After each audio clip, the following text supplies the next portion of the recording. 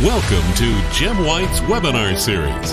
Jim has been investing, coaching executives, and turning around companies for over 30 years.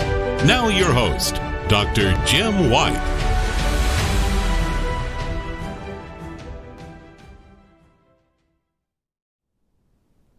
Hello, this is Jim White. It is July the 7th. Can you believe it? July the 7th, 2020. And welcome to part 9 of my critical thinking series. Can you believe it's 9 parts of our critical thinking series? So I want to thank everybody for joining us, and I want to thank you for all of your questions. And we don't answer them tonight. We will make sure that we get to them. So thank you for sending them in. So as always, let's do a quick review from last week. And last week we discussed changing your perspective. Remember that? Changing your perspective. And we discussed limitations of your point of view, if you remember that, limitation of your point of view. And we discussed considering others' point of view. What a concept, right? Considering others' point of view. And we talked more about influences on biases, right? We talked about influences on biases. And then we also talked about what do we do when we receive new information, right? So this week, we're going to talk about problem solving. And that's not the first time that we've talked about problem solving in this series. So we're going to dig down on that more. And then we're going to talk about, everything I should say is tonight's theme is talking about problem solving, all geared around problem solving. So we're going to talk about problem solving. We're going to talk about identifying inconsistencies when you are going through the process of problem solving. And then we're going to talk about a very, very special piece in the problem solving. It's called trust your instincts, right? Trust your instincts. And then we're going to talk about asking why. Remember, if you remember us as parents, remember when our kids were younger, they would always ask why, right? So we're going to talk about that in more detail tonight, asking why. And then the last piece that we will discuss in this problem solving is to evaluate these solutions, right? So once again, the theme for this night is all about problem solving, So, and boys, we all know we got a lot of opportunities. I will interchange problem solving with the word opportunity tonight, as I like to do so often. So we have many problems to solve in the United States. We have problems to solve within our businesses. We probably have problems to solve about our careers. I think all these things are absolutely problems to solve in this critical thinking process. I hope for the past 9 weeks is giving you some tools to help you do this, right? So let's dig right into it this evening. So problem solving. Like I said, we've talked about it in past sessions. I'm going to drill down on it this way a little bit more this session. And it's a major function of critical thinking is that it gives us the ability to problem solve, right? So a major function of critical thinking we've been talking about is that it gives us the ability to solve problems. Now, regardless of our vocation, regardless of our profession, we are presented daily with a host of decisions and problems to be solved. They come at us fast, they come at us rapidly, they come at us daily, and they are consistent. I always use a term to my staff and in the years I'm doing more coaching than executives, you're always looking for a higher grade problem to solve, right? So this is some of the processes that I use for many, many years and talk about problem solving. And as I said, boy, do we have an abundance of problems to solve in the United States. So let's learn more of the steps. Let's talk about a little bit more of the steps in problem solving. So what I like to do is first define a problem. So I define a problem as a gap, if you will, a gap or a barrier between where an individual is and where they wish to be. So it's that gap of where you are and to where you wish to be, right? In other words, a problem is a problem between that space of point A and point B. Problems then essentially consist of the initial state, right? It's really important to follow along, try to get into space. And as always, if you don't have a pen and paper, I'd encourage you to get one, even though every session is recorded, as you know. And we also, as I've said many, many times, and I could not come present this every week without the talented team that's behind the scenes to support us to do this. And at the end of every session, we do have a blog post created as a result of our recording. So a problem then essentially consists of the initial state and the goal. So the initial state and the goal, the initial state and the goal. All possible solutions paths leading to the goal. So it's very clear how I say that. All possible solutions are paths leading to the goal and are in the problem space. I hope that makes sense. Now, that was a mouthful, right? Let's say it again. As researchers have found, and I did a lot of this research, how the brain works, behavioral, when I was doing my PhD program. So as we found that becoming familiar with the problem, right? So what is the problem? I know from over 40 years of experience and from going into organizations and when we start doing the evaluation of the organization, I found that most organizations and most individuals think they're working on a problem or trying to solve the problem. However, come to find out that they've just been working on the symptom. And so I caution you, are you really working on the problem? Have you really identified the problem? So this is what this session is all about tonight, is to make sure you step back and you take a look and you make sure that you are actually solving the problem. Now, not working on the symptom.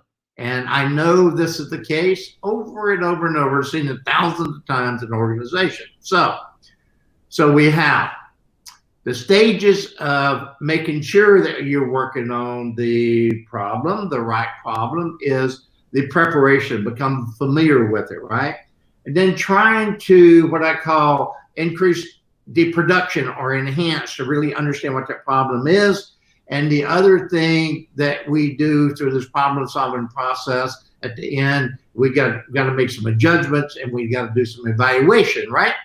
Now, we have that opportunity in spades, and I've said this 2 or 3 times tonight, and I appreciate you allowing me to share it. But man, I am so concerned about so many areas in the direction of our country. And again, November, vote, right? So I got that in.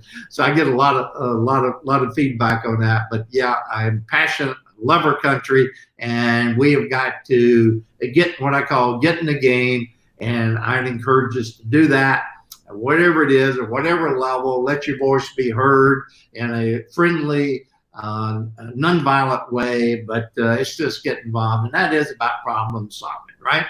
So another step in this problem solving process is what I call identifying inconsistencies, right?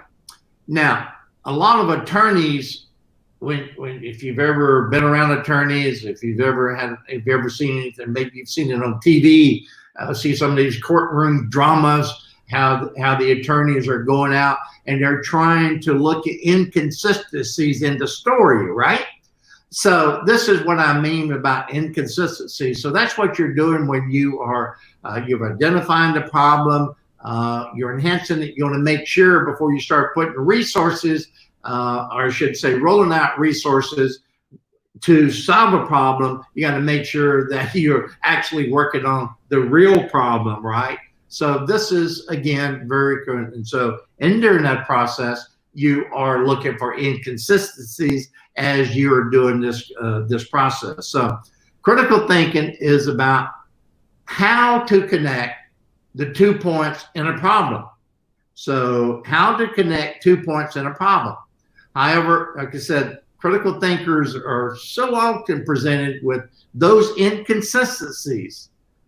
And these inconsistencies are what scientists refer to as cognitive dissonances, right? Dissonances, if I can speak tonight. Cognitive dissonance can appear through a discrepancy between what I call attitude and beliefs. Now, we talked about beliefs earlier on in the session, right? So attitude and beliefs. Inconsistencies can also be called variances or dissimilarities, right? So inconsistencies can be called variances or dissimilarities. It is a natural tendency to what?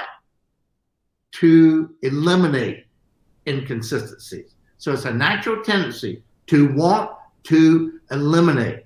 It is a natural tendency, and you know me by now, I say it over and over and over when I want to emphasize. It is a natural tendency to want to eliminate inconsistency. I absolutely go bonkers, if that's a word, with these inconsistencies or vague communication. Remember, we talked about a couple of sessions ago when I presented my 7 C's of communication. It's so critical when you're trying to dig down, understand the problem, and solve a problem, right? So it is natural tendency to want to eliminate the inconsistencies when solving a problem. Now, the best way a critical thinker can identify inconsistencies is by using their logic. Remember, we talked about logic and being objective, using their logic. We gave a whole session on logic and how to tie the logic together, right? Now, so once again, the best way for a critical thinker, and that's us, that's all of us, can identify inconsistencies is by using their logic and objectivity to see the variances. That's the deal. You got to see the variances. You've got to see. You got to make it come alive, right? Identifying inconsistencies would fall under the first stage of this problem-solving process. So you want to make sure, you said, all right, what is the problem? You're working on to make sure it's the real problem, not the symptom. Then you're going to start going through that space, if you will, from the problem, from point A to point B. You got the space in between where you're trying to work on solving the problem. And you're trying to identify and get rid of all of the inconsistencies that fall under this whole process now. So once again, identifying inconsistencies would fall under the first stage of problem solving, in which we are becoming familiar. And I've been talking about that for the last 2 or 3 minutes, where we become familiar with the subject being the problem. What is the subject? What are we trying to solve, right? Now, part of this process, and a big part of this process, is also learning to trust your instincts, right? Trust your instincts. That is a big deal, to be able to trust your instincts. This is such a big deal in the critical thinking process, in the problem solving process. So trust your instincts falls under what I call the second stage of problem solving. And you should now start to see a solution path, right? So once again, what is the problem? You're drilling down. You're trying to make sure you become familiar with the subject, and you're going to start chipping away at the inconsistencies. And then you got to start using some of your instincts, trust your instincts. And like I said, that instinct falls under what I call the second stage of problem solving. And you should start to see solution paths start emerging at that point in time. Now, a lot of people said to me over the years, Jim, issues come at me so fast, and you're laying out all these steps, and how do I just stop and remember all these steps that you laid out? I said, no, it's be realistic here. However, what I do suggest, it is like anything else. It's a learned skill. And the more you practice, more you practice. Now, next week's session, which I will go in more detail at the end of the session tonight. But next week's session, I'm going to put it this way. It's going to start putting it all together, right? So we're going to start pulling the pieces together in the session we got left, in 12 sessions. So once again, trust your instincts falls under the second stage of problem solving, and you should now start to see solution paths, right? Instincts are defined as natural intuitive power. So what's instinct? Natural intuitive power, right? Intuitive or instincts are key pieces in problem solving. They really are. And I often use the term, and I hope I don't offend anybody, if I said, go with your first gut. How do you feeling? Your body's going to talk to you. What is your instinct? So if you get this practice down and it becomes natural, you practice. But if you don't focus on identifying a problem and having the ability to communicate and being objective and putting all of the parts together, you're just going to go around in circle, and you're going to miscommunicate. You're going to miss the mark. And in business, it could cost you hundreds and hundreds of millions of dollars, not to mention creating a lot of stress for a lot of people around you because you're missing the mark, right? So instincts are defined as a natural intuitive power. Intuition, as I said, our instincts are the key pieces in this problem solving. Once again, you hear me over and over and over right now. I keep going reinforcing all these pieces. Now, when coupled with trial and error, I tell you what, sometimes some of our companies, some of our staff, it seems like it's all we do is trial and error versus trying to identify the problem. It's just go try it, see if it worked. That didn't work, let's try it again, right? Just drives me absolutely bonkers as well. Or what I call, let me go back and rephrase this. So I got sideways there a little bit because I was thinking about my day, if you will. So when coupled with trial and error, you have what I call informed guesses with your intuition and brainstorming, and with intuition and instincts can lead to a very creative process. So once you got the data, you got the facts, you are then beginning to listen to your instincts, intuition, you start brainstorming, then that becomes a highly creative process. Now, many scientists, many scientific discoveries and inventions were made because the innovator followed their instincts. Now, when I was doing more workshops and speaking engagements and training, I would spend hours and hours data together, being prepared, preparation. And then I would come out and I'd come on stage, much like I do in each and every event. I know what I want to say in this process, but when I get into flow, I'm looking at you in the eyes, I'm looking at the camera here. My intent is to have the connection as best we can through this venue that we use, is to be able to be very transparent and to know that many things that we do is intuition, right? So I get that from the feedback that I'm given, the amount of restorations we have. So I just visualize you sitting across the table from me, around the room with me, and we're just having a conversation. So I'm being very intuitive. It's kind of like reading the room, right? So that's where I'm going with that. So many scientific discoveries and innovations were made because the innovator followed their instincts. A couple examples I can think of is, I don't want to say Benjamin Franklin, right? And Thomas Edison, for instance, they followed their instincts. They followed the instinct. They did data together, but they also followed their instincts, right? Now, the next thing in this problem solving process is asking why. And as I stated, started the session here, as we recall when our kids were small, they always asking why, right? That is a great question, asking why. But you got to be very careful when you're asking why. You got to ask it in a way that is not offensive, right?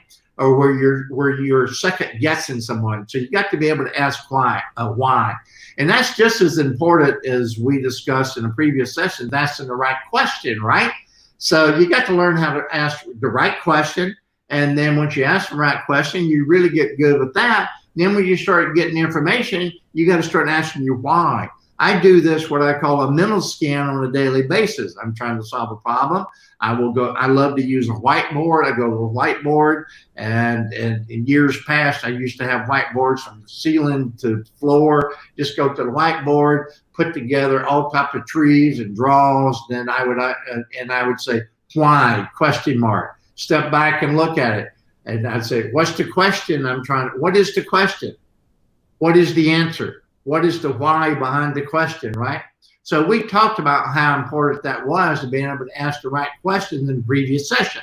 Now, asking why is equally important in the problem-solving process. It's just not sufficient to be simply presented with information or data. When you look at the data, you got to have what I call let the data speak to you, right? And that's where the intuition comes in, the instinct come in. You got to let the data talk to you. Let it talk to you. You got to see it. You got to bring it alive. And I often say that to staff. I got to see it. I don't see it. You got to bring it alive. And that's the reason the visuals are so important. Watching everything that's being said and how it's being said, right? So critical thinkers must always be willing to dig deeper. That's what I'm talking about. I could probably say that in 10 words and we could get out of here. They need to be deeper and explore various possibilities in this problem solving. When you're between this gap, right? You got the problem and you're trying to get to the goal. What is the goal? In between, right?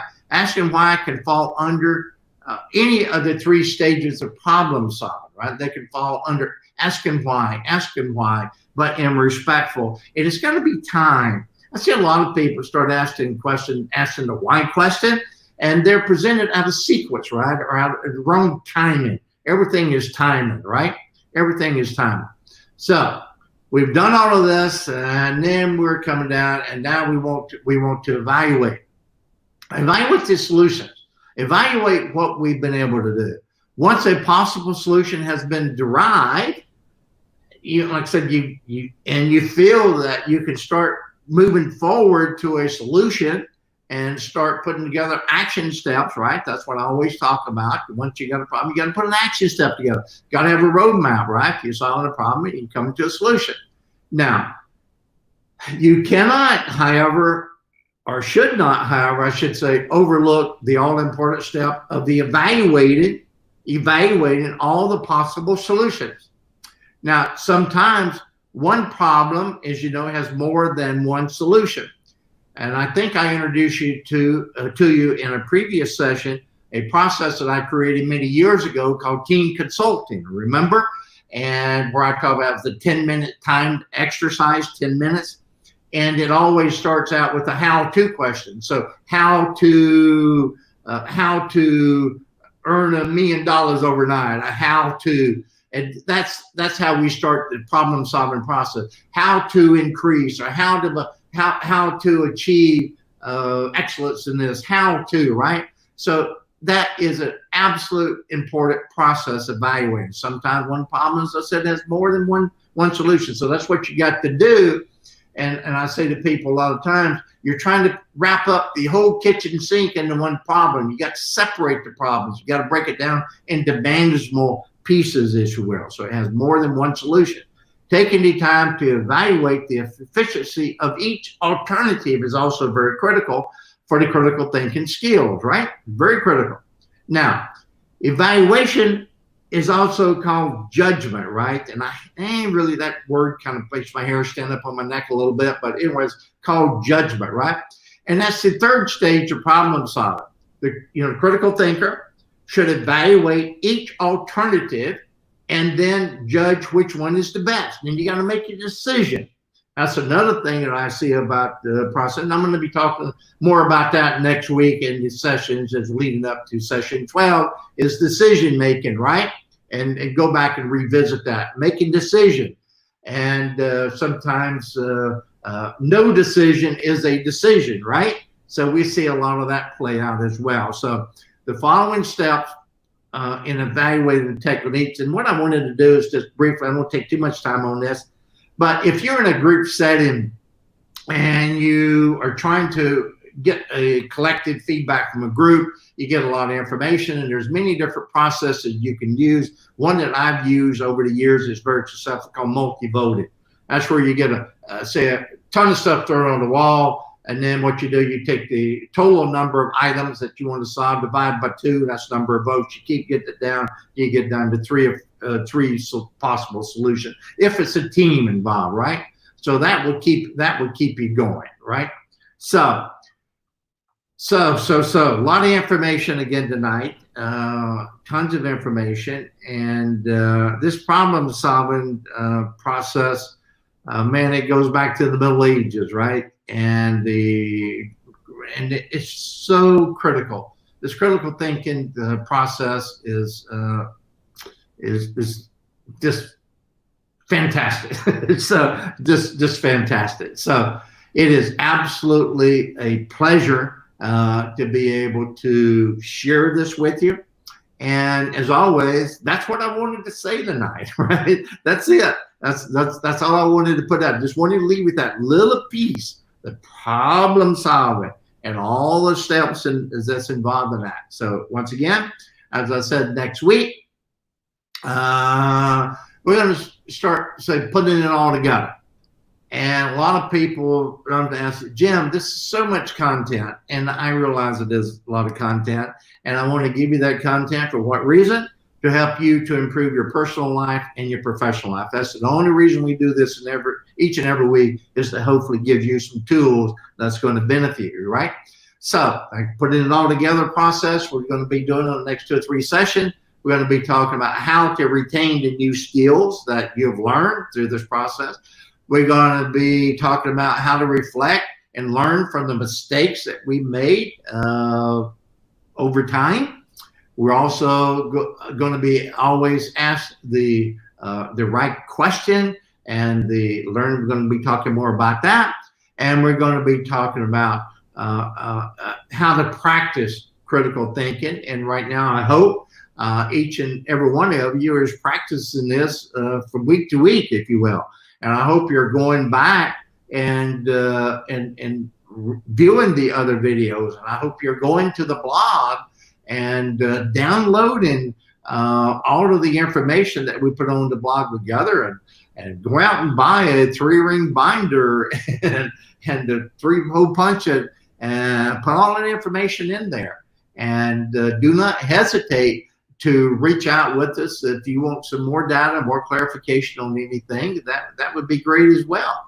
So we're here to help you. With the tools, to always give you great tools to help you improve personally and professionally. So that's all I have this evening, and I want to thank everybody. Our audience continues to grow. I want to thank you for that. I want to thank you for your participation. I want to thank you for coming back each and every week. I want to thank you for your time.